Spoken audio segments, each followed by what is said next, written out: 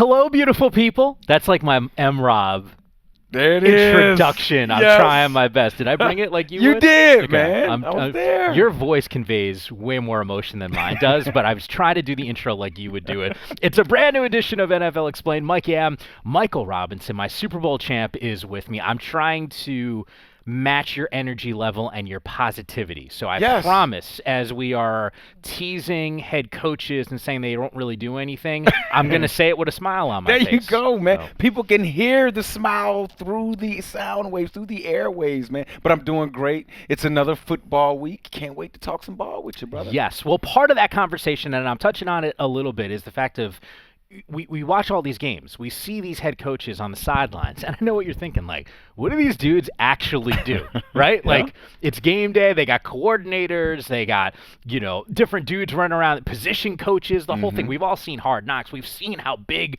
the coaches' rooms actually are. It feels like they're just dudes, like CEOs almost, just saying, hey, point in one direction, get this done for me. It's getting a little bit more CEO-ish as we, evolve in the sport. But I'm glad I get to talk about it today. I can finally say what I want to say about head coaches without getting fined. You know what I mean? When you're playing, when you're a player, you get fined. You say some negative things about the head coach. Yeah. Do we? I know. Even when, and I've heard from you. You've actually gotten phone calls after some of the things that you've said about head coaches in commercial breaks. Yes, on when live I'm not even television. getting paid by him anymore. Yeah, I'm yeah. in the media, and I still get the calls. And yes. you told that coach you can't find me this time. Can't find me, no, coach. not going to happen. Look, and there's some coaches that are out there. You got the old heads, the OGs, so to speak, the Belichicks of the world that certainly come to mind. You got the McVays on the other side. It feels like it runs the gamut in terms of personality, style, the whole thing. Is there really a need, though? I think that almost might, because we always hear this phrase like, oh, there are professionals out there. Do you actually really need a head coach? I know that sounds sort of ridiculous because of what we're used to, but to not really know some of the intricacies, I think someone might ask that question. I'll start by saying this. I believe, Mike, that every human being walking the planet needs a coach. So I'll start by saying that, because some days we wake up, some days we are motivated, some days we wake up on the wrong side of the pillow, and sometimes you just need somebody to help kindle that fire that's already inside of you. So you need somebody to help bring it out. And a head coach in football is no different, right? It helps provide direction. And again, I only played for a few head coaches in the National Football League, so my experience is a little limited, but I'll talk about Pete Carroll because I know a lot of our listeners know exactly who Pete Carroll is. He provided direction for us. I mean, simply put, and I know that's very simple and, whatever, but it's a lot of different layers to it. He had different messaging. So I was with the Seattle Seahawks from 2010. My last season was the 2013 season, 4 seasons.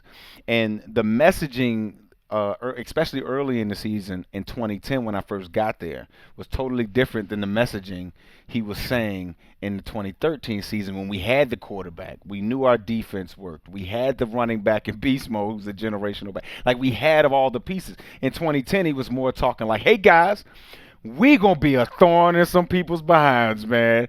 We're not gonna be a hard out. I know I just got here, and I'm talking Pete Carroll. He's like, I know I just got here. I know we broke a record for transactions, 200 some transactions during training camp or something like that. It was a lot, right? We were getting guys in and out of the locker room. We used to actually play a game in the locker room. All right, we're gonna guess who's gonna walk through here today. It was that many guys going in and out of the locker room. We would try to guess it, but that was the messaging in 2010. Better, by the way, coming in than going out. Absolutely, yeah. And we went to the playoffs with a 7-9 record. 2011, it changed a little bit because our team was a little bit better. We still didn't quite find the quarterback. 2012, we found our quarterback. 2013, we knew that the league was on notice. We knew that we were one of the best teams in the league. We knew that this was kind of our time. And Pete provided that direction. He told us where we needed to go, and obviously we responded to it. Yeah. Does experience matter? Because we are now, all of a sudden, there's this wave of young, up-and-coming coaches, some of them in their 30s. Which is weird. Now I'm older than some of those coaches. What the hell is that about? I couldn't imagine being older than my head coach. That has to be weird. Yeah. Because, you got to check your ego a little bit, right? Like, there's a kid telling me, directing my day and telling me exactly what to do, who may not even have the same amount of experiences. I'll say this. Um, when you look at some of the organizations and teams that have a lot of turnover at the head coaching position, they usually tend to get similar guys. What I mean by this is they usually tend to get whatever the fad is of the time. At one point, it was the young defensive coach of color. At one point, it was, now I think it's more of the high flying boy wizard genius offensive guy. Yeah. You see what I'm saying? And now teams are just going after those guys. But look at historically teams like Pittsburgh Steelers. They don't change head coaches much. They do a lot of research on the guy that they get, and they give the guy that they get a lot of a lot of rope. So it just depends on the organization and how they look at the head coaching position. How often did you see coaches being willing to evolve? Because as I'm looking at you and you're telling me about some of your experiences in the NFL, I'm thinking back to one of our previous episodes when we talk about, evolutions of offenses and quarterbacks and, the story in your recruiting process at Penn State, dual threat, or you were a real dual threat quarterback. And that wasn't something that Joe Paterno, for example, was used to seeing. No. I think about him as old school as it really gets, and yet he was willing to make those changes. The adaptability factor, are the more experienced guys less willing to make those changes? Yeah, because doing what they've done in the past got them to where they are. So Sure. they're like, well, why would I change when that version of myself has elevated me to getting the job of my dreams, being a head coach on whatever level that may be. But I will say this. Deadlines force change.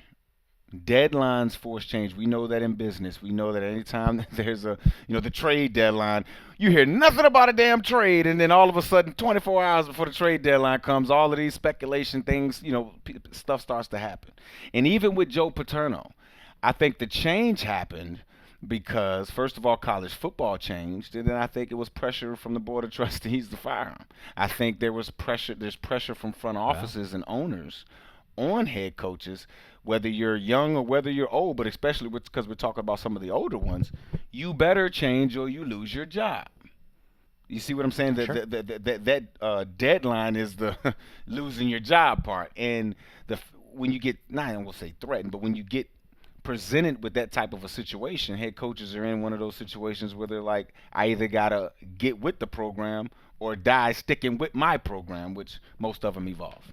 Well, Rob, I'd asked you about experience. We go, the younger guys. Pete Carroll, as you made reference to, is not necessarily a young guy anymore, but has sort of that young way about him, and obviously came from USC, Joe Paterno, sort of the old school mentality.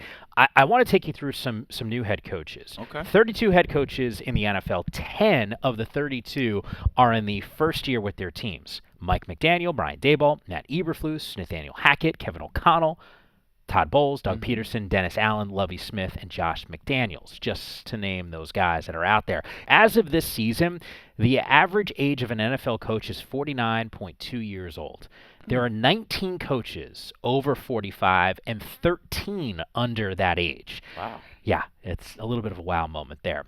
Let's start with the offseason, where the NFL coaches have a little bit of a lighter schedule, though, because I think it's important for us to kind of dive into what a lot of these guys are doing on a regular basis. Offseason, you're like, oh, yeah, it's light. No, it's still kind of busy here. You got staffing issues that you need to address, coaches that are leaving, moving on, guys that you need to replace them with. You're sitting down with your general manager, talking about free agents, draft strategy. My Lord, I know the conversations that happen in this building around the draft, and it's pretty epic. There's only one head coach who has the role of GM, that title, and coach. That's Bill Belichick. Yeah, he's done that before. We've heard that. Some of the most successful early head coaches that were also GMs: Early Curly Lambeau, Paul Brown, I know you like that one, Yes. George Halas, Vince Lombardi, shout out Fordham University. Bill Parcells, by the way, notoriously said about being a coach GM, quote, they want you to cook the dinner, they can at least let you buy the groceries. Perfect. Yeah, I'm also the dude that doesn't want to buy the groceries, but definitely wants to eat and doesn't want to cook. That's my role. I do go the grocery shopping in my household. There seems to be a little bit of a weird disconnect when there comes to the general manager that makes personnel decisions and a coach that just has to deal with it and make the best of it. Pete Carroll, and you brought him up earlier in this podcast, he's not GM slash coach. He's the executive vice president of football operations. Mm-hmm. Basically, what that means, he actually has a huge say in personnel.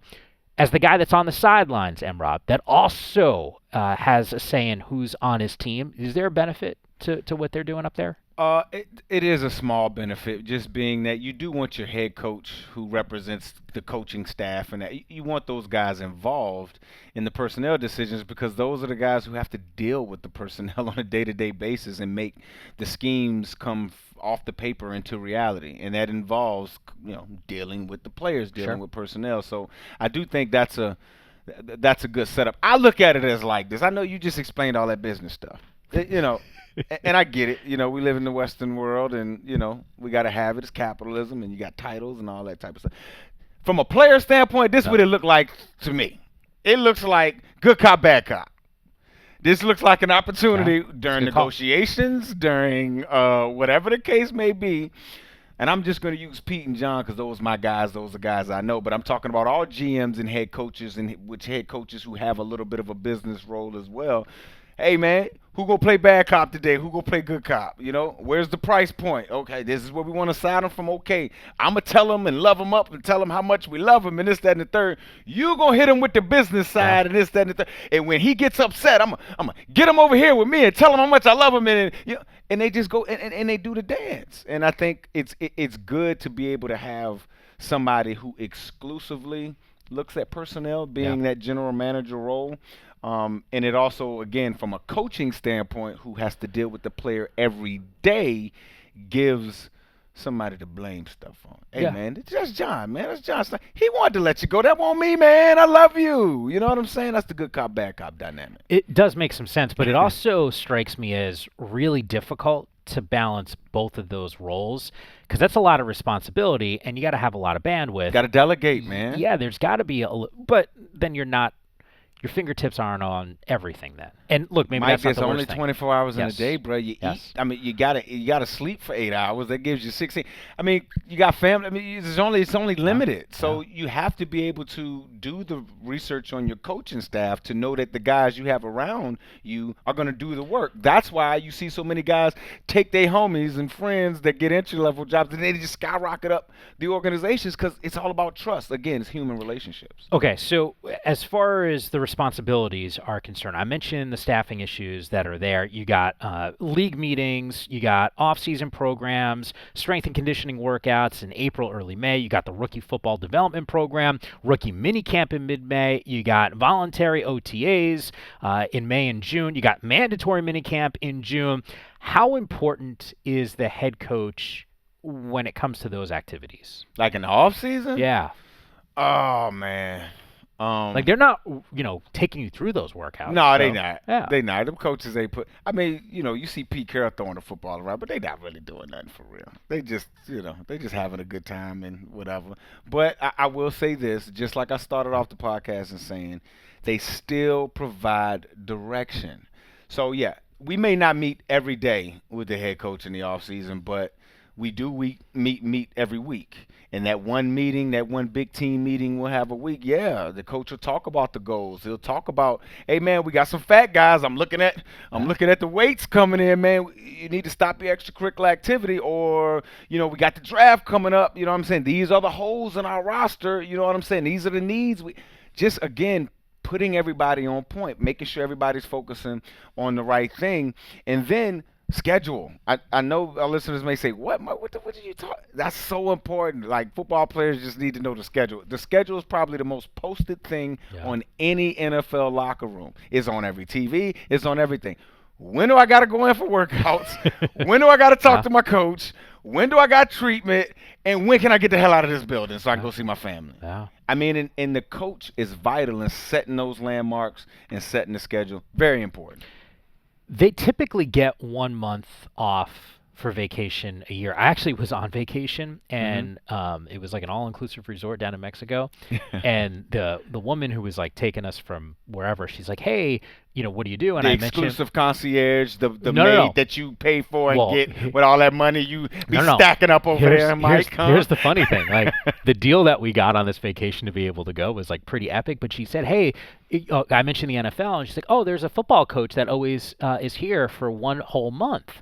And it dawned on me. I was like, well, That's they his get him. month off. And then I said, like, who's the coach? And she said, I don't know. And I was like, okay, cool. She knew. She couldn't tell you. Yeah, maybe that's part of what it was. Confidentiality, man. But it is tough. She knew you had a podcast. Exactly. I'm just put them on blast there. Rex Ryan, who obviously was a former head coach, he actually said his biggest regret in coaching was missing the birth of one of his children.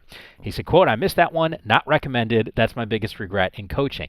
That's, this is a labor of love in a lot of ways. Labor. I won't miss my sons. Yeah. We got to a certain point. We were playing Tennessee. I was with the 49ers. We were playing Tennessee that Sunday. I told me and the doctor, we talked. If we get to Tuesday of that week and he ain't here, we ain't do it. Yeah. Tuesday came. We walked in. We was partying. We had the music going. Yeah. We induced. He came when we had him come. Yep. Now, I don't have children. I can't imagine how many people who are listening to this pod said, you had music going? Yeah, we had music party? going. I got a whole video. I edited it and everything. that does sound like an M-Rob type of move here. Let's talk a little bit about your typical Monday through Saturday for an NFL coach. You got a ton of meetings, various people. You got full team meetings almost on a daily basis. They're sitting in on offensive, defensive, and special team meetings, position group meetings. Most have regular conversations with their team owners along with front office executives. Most meet regularly with player leadership committees. M-Rob, you know about that because I know you were that dude. Been on all of them. Various meetings with others. You got training staff, strength and conditioning coaches. You got quarterback gurus that it might be helping out. You got obligations to the media that you have to go and do. Can't you just get one Zoom going and just be like, yo, it's a wrap? No, because that leadership committee, I've been on a lot of them, and you'd be surprised some of the things that have been. You ever seen that show First 48? Where they put the spotlight on the criminal, and then they start asking them questions, then you start seeing them shaking and start folding. Man, it'd be a bunch of telling on people in them meetings sometimes. I'd be like, man, shut up, man. You ain't. Mike, I have taken more fines in those meetings because I will not tell on my teammates. I have personally taken the fine because I will not tell on my teammates. Golden Tate. Did I say that out loud? Did I say that out loud? He was actually up here. Was he? Yeah, he did a show with us. He owed me $10,000. He owed me $10,000, okay? And I ain't gonna say what it was for on this podcast, but man, they be snitching, man, because the coach be like, hey, what's going on, man? What's going on with the team? Do we need to take the pads off? You know me, I'm fullback. I'm always saying, yeah, man, take the pads off, man. Take the pads off. My defensive linemen, they hurt. My offensive linemen, they hurt. Quarterback got touched last week. Take the pads. It's stuff like that. But man, guys be snitching. I'm not gonna talk about. And again, our listeners. Can you give me an example? You're not gonna call anyone out. Our listeners can guess. I've only played for 2 teams, Mike. Okay, it's not very hard. I only played for the San Francisco 49ers and the Seattle Seahawks. Man, I've been a part of a meeting, man, with this dude went in that meeting, and coach said, hey, man, so what's going on? And he just started spitting all types of stuff to the point where guys are like, dude, shut up. Yep, I'm not going to say who the quarterback. I'm not going to say who the guy was. I'm not going to say who the guy was. I played with a lot of different guys in the National Football League, Mike. I'm just saying sometimes that turns into a big tattletale fest. But head coaches in season, let's see. Watch me transition this thing. You're trying hard. I want to steer it back. Watch me steer this thing back. Head coaches in season, look, man, you got to think. They're meeting with, they have staff meetings early, every day. Right? Because think about it. I talked about the head coach. You're doing a good job steering it the other way. Dog. I'm a professional talker. This is what I do, yams. Okay? Coaches have to set the direction. And so every part of that football building has to be on the same page. When we won our Super Bowl in Seattle, I'm talking about the janitor, which ended up being Beast Mode's uncle. The janitor knew what we was trying to do. We wanted a dynasty. Everybody was on the same page. So you have staff meetings with everybody in the organization. You got the medical staff, everybody, nutritionists, everybody talking everything.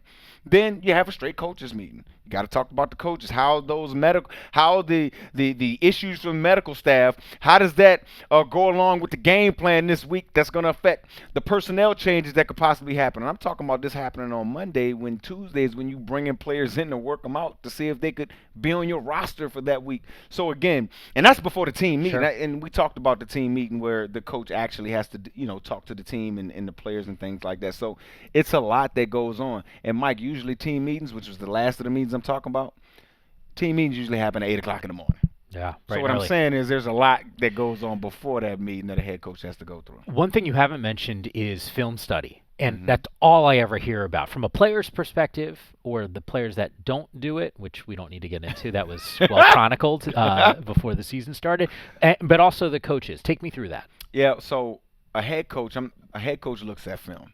A lot of times a head coach is looking at tape and stuff when players have to be in other areas. Players may be going through their position meetings, players may be going through workouts, whatever the case may be where the head coach doesn't have to be there. Sure. That's when he's going through his tape. That's when he's setting the direction. That's when he's saying, "Okay, yeah, we're playing a high flying offense.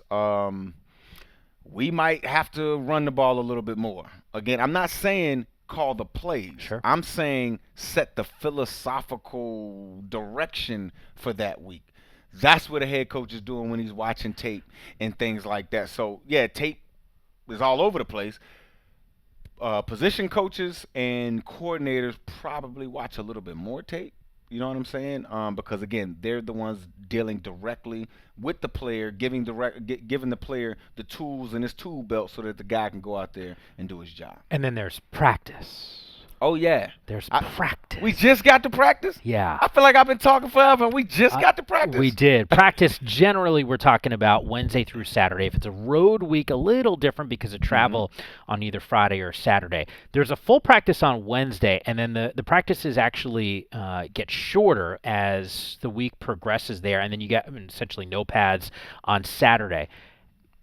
Why even bother? All I hear about What you mean? well, the full pad deal. Like, why are we in pads this much? And I know it's been cut down, but all I keep hearing about is dudes struggling to get out of bed, the pain that's there. Like, why even bother going? Is there is there Well, we that much to signed the up for game? that. Okay.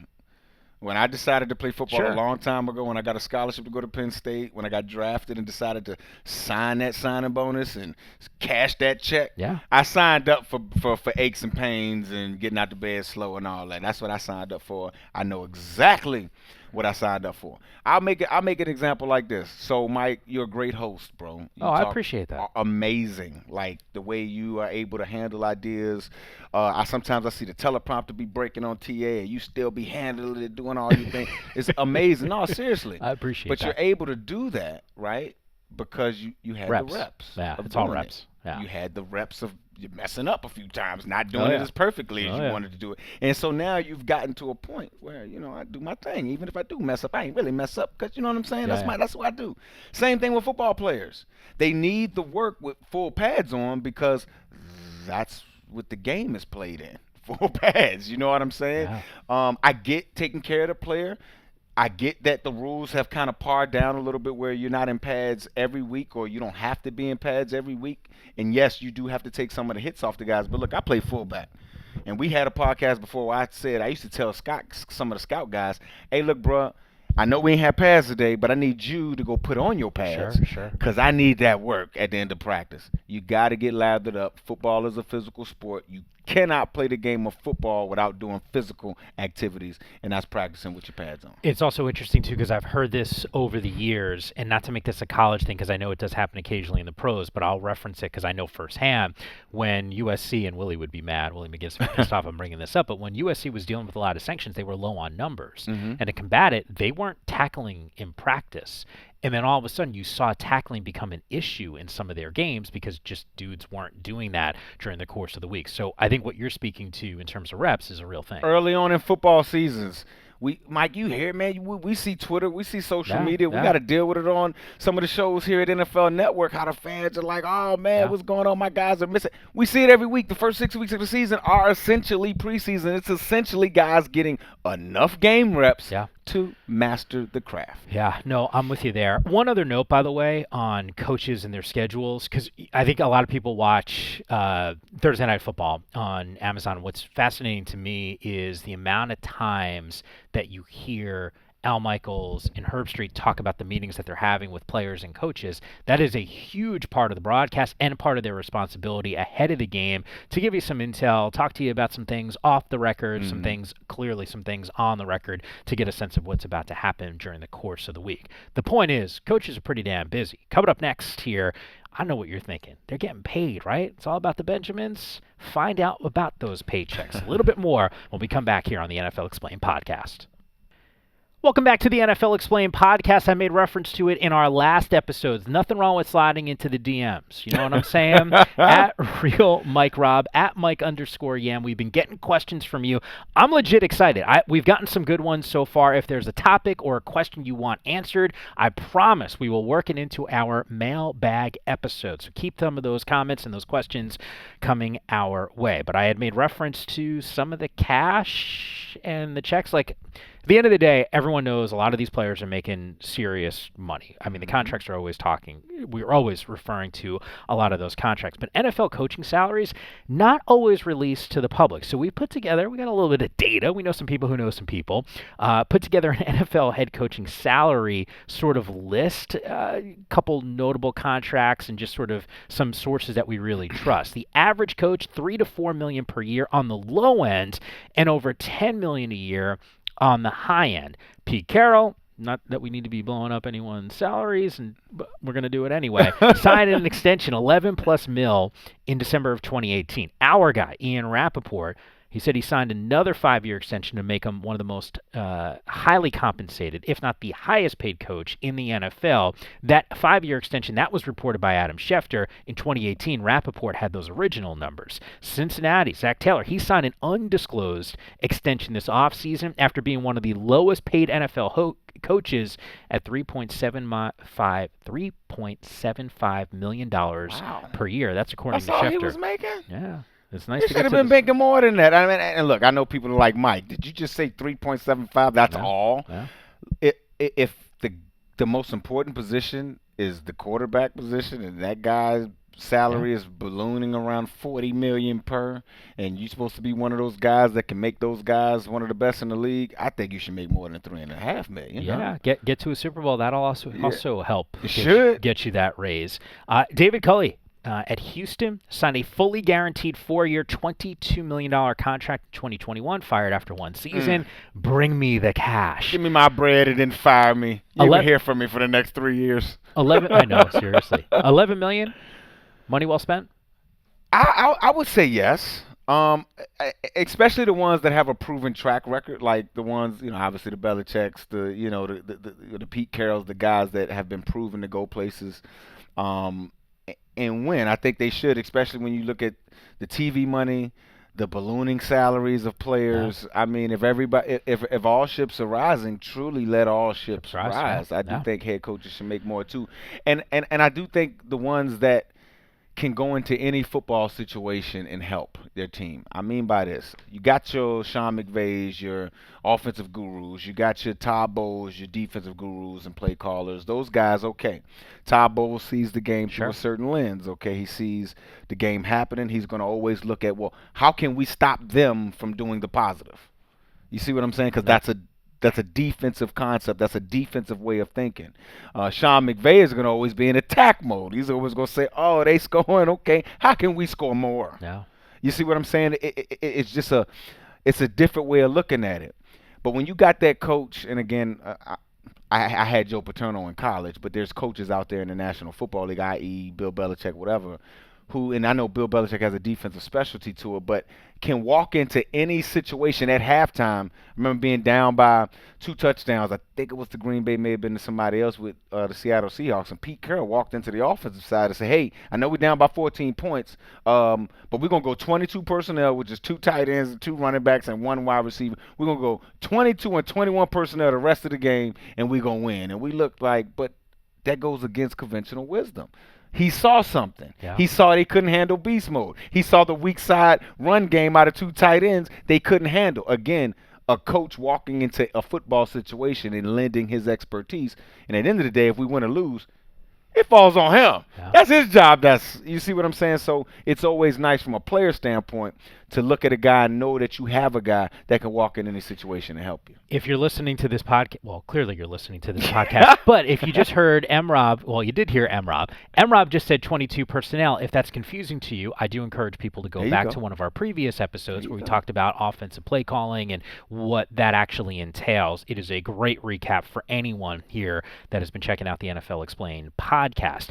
Game day is sort of an interesting scenario. You got the morning of, you're of course, if you're a coach, you're looking at some of the game film, that one last look at it. You're probably with your family, maybe that pregame meal, going over some late, last minute stuff. Late morning, you go from hotel to the stadium, even if you're the home team, because the home team also stays at a hotel. Once you get there, you're making some determinations on actives and inactives. You meet with your coaches, players, game officials, announcers as well. From an inactive active selection, what goes into that if you're a head coach? Man, first and foremost is injuries. Yeah. Like, most guys are active or inactive based off of health. Can they physically go out there and help the team and do their job and be the best version of themselves? Yeah, you have guys that are part of the 53-man roster that you already know, okay, this guy probably will be inactive. We'll have him just in case somebody in this position group goes down. But injuries determine a lot of those inactives. Game plan, like, okay, we want to run the football. Going back to that example that I said a little bit earlier, we're dealing with a high-powered team. Offensively, sure, we want to run the football because defensively we may have some issues stopping the other team. So maybe we bring up a running back this week. Maybe we put down not a defensive back. Maybe we put down a linebacker this week, and you kind of play that chess game.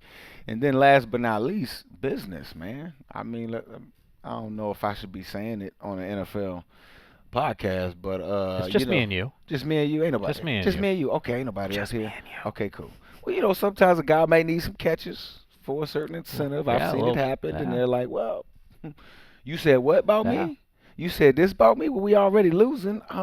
You're gonna be inactive today. You're not gonna be able to get that bonus." Or Jimmy Garoppolo. I mean, what if he was still? Yeah. What if Trey Lance was still healthy or whatever, and Jimmy Garoppolo was on the team? They'd probably make him inactive every week. Yeah. You know what I'm saying? So business does play a role in it. Super Bowl year for the Bucs a couple of years ago. Tom Brady was aware. Even Bruce Arians had made reference to some guys being close to bonuses. They made a concerted effort late in that season to get those dudes the rock. Sean McVay does the same thing, man. Who need a bonus? Get them a catch. Let's go. Yeah, get your dudes paid. You mentioned some of the in-game adjustments that come at halftime. You gave us an example before. Those big-time speeches that we see in the movies, is that a thing?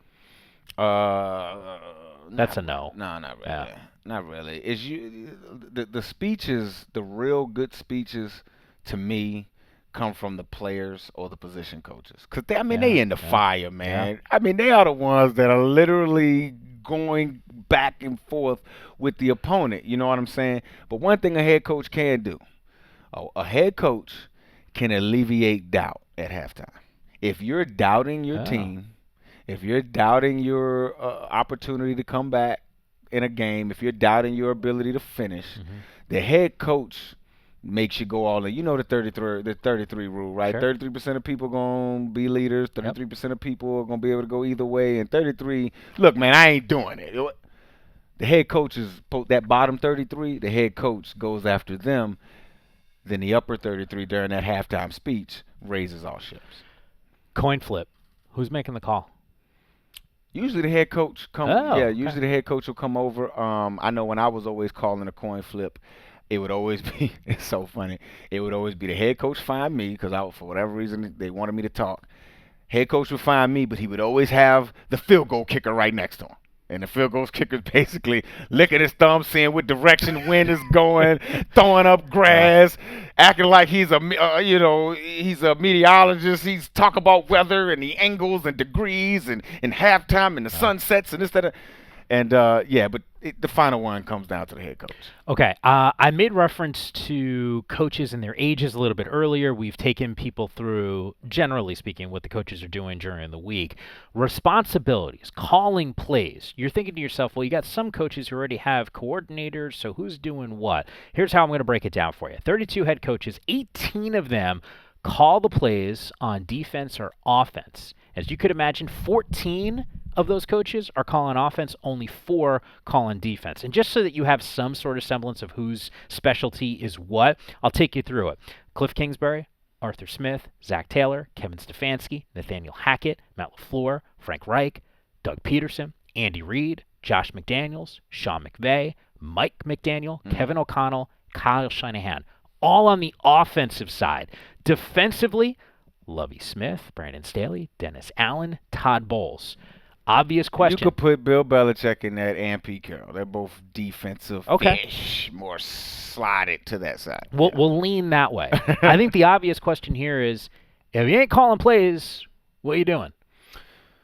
All right, Mike. You know I meditate, right? Did I tell you that? Oh, yeah. Yeah, I meditate a lot. You actually didn't tell me. I feel like I would have already known that. Like, that's I meditate very a lot. obvious to me. I'm really deep when it comes to that. And meditation really is deep focus. Meditation is the ability to stay focused on one thing without allowing other stuff in sometimes.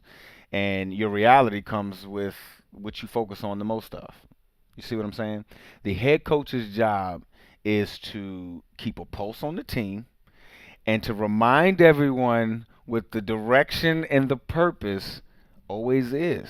He keeps the team focused so that the reality that the entire team wants can come to fruition. Now, things happen. Yeah. We're all human, and that focus, that conscious focus on that goal sometimes gets skewed. You know, somebody, you know, if the media starts talking about that head coach's job being up for grabs or whatever, that can skew his focus and things like that. But the good ones stay focused. That's why I love Bill Belichick, man. You hear him at the press conference. He's the same old dude. Yeah. He may give you a little half smile, but he's the same old dude over and over and over. And another thing a head coach does, because it's in Western man's nature, it's in humans' nature, is to blame it on somebody. Right? We lose. Yeah, point the finger. Point the finger. And that's good mental health for the players, right? Because you don't want them to be down on themselves. And that's why you always see the good coaches, i.e. Sean McVay, i.e. Pete Carroll's, the Bill Belichick. That was on me. I did that. That was on me. Any decisions that they're making that I'm not thinking of during the game? Any decision? I mean, to me, like, Brandon Staley, I just brought up his name. Like, he's gotten a lot of heat for, like, those fourth down. Fourth down? Right? Like, I think I wrote a few down. Okay. Penalty outcomes. Okay. Whether to go for it or not on fourth down, I think you were just going there with Brandon Staley. Whether to kick a field goal, punt or not. Talk to the white hat and officials and to make them aware of their jobs. You know what I'm saying? Guarantee the players' needs are being met and are armed to do their job effectively, basically meaning putting the pressure on the assistant coaches so that these guys are armed to do their job. Again, keeping everybody focused on the goal at hand. Is there? Look, I just mentioned some of the coaches that we have in the NFL. There's some really high-level guys that have achieved so much in this league. When you reflect back to either your playing days or guys that you've been around, anyone that comes to mind and you would say, hey, revolutionize the game?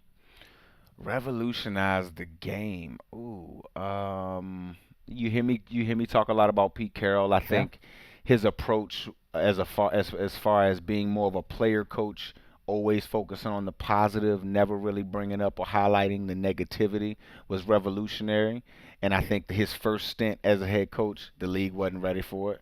The second stint, the league was ready for it. The right young person started to come through. People may not know this, but Mike Martz, the architect of the greatest show on turf for the St. Louis Rams, he was my offensive coordinator in San Francisco for a couple of years, and I think he revolutionized offense with timing and spacing, and the quarterback being able to hit his last step, let the ball go to an area, to a space, and allowing the receiver to come into it. Things like that are now just part of everyday vernacular, part of everyday NFL concepts. You know what's sort of interesting? I keep seeing Kyle Shanahan. I've been up to the Bay Area numerous times. I know, obviously, saw his dad, Mike, what he was able to do with the Broncos for a really long period of time and have success there. I'm always fascinated by, like, the father-sons, like what those calls are on those off days. Like if dad's been watching something, it's almost like having an additional coach like on your staff. The Shanahans, I'm actually glad you said that. Now, they have been revolutionary. I've never played with them. Yeah.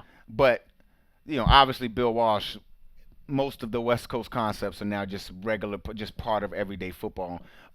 Mike Shanahan, Kyle Shanahan, those guys, that Shanahan style, that the way that you run the football, the way that you coach the offensive line, the way that you coach the running back to get to a spot, make a decision, and then it's easy playing it after that. I do think that Shanahan system has revolutionized the game, but then you have guys like Matt LaFleur who went his way with it. You got Sean McVay who out leverages defenses by motion shifts and the wide receiver diversity that he has. That's how he went his way with it. Kyle Shanahan, the younger Shanahan, the way he out leverages defenses by not only motions and shifts, but by the ball carrier, who's carrying the football, and just in the run game, I just don't think that there's a better guy at out leveraging a defense. So he took that Shanahan, his dad Shanahan offense, to a whole nother direction. Yeah. I think the Shanahan system right now is probably the most revolutionary system in today's modern game. Yeah, it's kind of wild, man. Like, and I wonder what those conversations are really like between those two dudes when they're just talking ball. If Dad's like, dude, I'm proud of you. You know, like, this is I'm cool. I'm sure he is, but I guarantee you he's challenging him. Yeah. Well, if a defense does this, you can't do this. Yeah. And Kyle's saying, hell, Dad, but if I do this in the backfield, my backfield action is this, his eyes are going to go here. And it's a big game of chess, man. Yeah. I remember when I first got to ESPN, someone gave me a piece of advice. They said, look, you're working with so many different anchors and hosts. Take and see what people are doing and use it yourself. But, like, your own style is going to morph out of that just naturally from just doing your thing. You can't mimic and completely copy someone else. And I think the way you just described it with a lot of these coaches, it's the same thing, right? Like, there's some core base concepts that are there, and then everyone just sort of puts their little pixie dust, their personal pixie dust on it, and it becomes their own. It becomes their own. And even when you look at, if you really study Bill Walsh and his story, I mean, he talks about it offense. I think we may have talked about it here. Yeah. He talked about developing his offense out of desperation. I mean, stuff was happening, injuries was happening. They had a certain quarterback at the so that's how the West Coast short passing system came to fruition. Oftentimes it's injuries. Oftentimes it's things that are happening. Human beings are very smart. Things are happening with their team, and you're just like, okay, how can I figure this out? Yeah. That's how the spread system went in. That's how read option happened. That's how RPOs happen. Oh, my offensive line isn't that good. Well, everybody block down, and we'll just handle everybody with the ball handling. Ball travels faster than players, so, and that's how that came to fruition. I love it, man. Yeah, we talk about this all day, man. No, seriously. And look, we can and we will continue to have these types of conversations throughout the course of the season. We've been talking a little bit about the duties of a head football coach. Those duties, hopefully you've enjoyed this episode, and if you didn't, you just get into Mike Rob's DMs at real. Stay out my DMs. My wife said no. At real Mike Rob, at Mike _Yam. NFL head coaches and what they do explained.